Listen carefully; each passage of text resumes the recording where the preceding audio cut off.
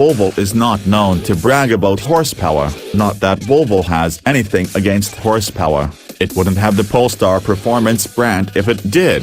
It's just that horsepower isn't an area in which the Swedish firm tends to have much to brag about. Yet chief among the points Volvo has made time and again since introducing its all-new 2018 XC60 crossover is the impressive 400 horsepower produced by the XC60 T8's complex plug-in hybrid powertrain, the same setup found in the larger, 7-seat XC90 T8. That's more horsepower than almost every crossover in its class, tying the standard Porsche Macan Turbo. Furthermore, its 472 pounds-to-feet of torque exceeds that of the Macan Turbo with the performance package by 30 pounds-to-feet. Volvo won't get to brag for long, with the upcoming 469 horsepower Mercedes-AMG GLC6 and 505 horsepower Alfa Romeo Stelvio Quadrifoglio poised to raise the bar in the not-too-distant future. But until those monsters arrive, Volvo can ride its high horse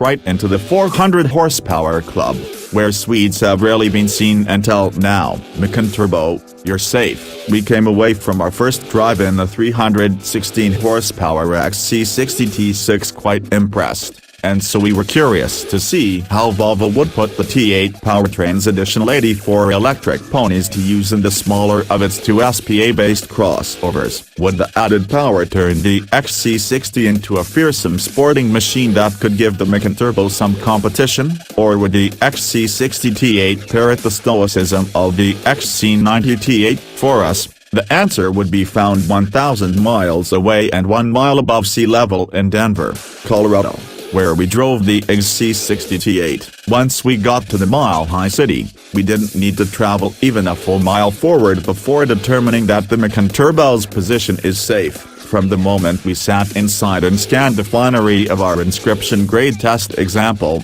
we knew immediately that performance was no more a priority for this rig than in its less powerful siblings. Indeed, all XC60 T8 trim levels, momentum, our design, and inscription have more or less the same standard and optional equipment as their T6 counterparts. The only visual cue that one has plopped into the driver's seat of a T8 is the presence of a gleaming, or a first crystal gear selector, a gorgeous bit of sculpture, to be sure, but not the sort of item that says, "Welcome to the 400 horsepower club."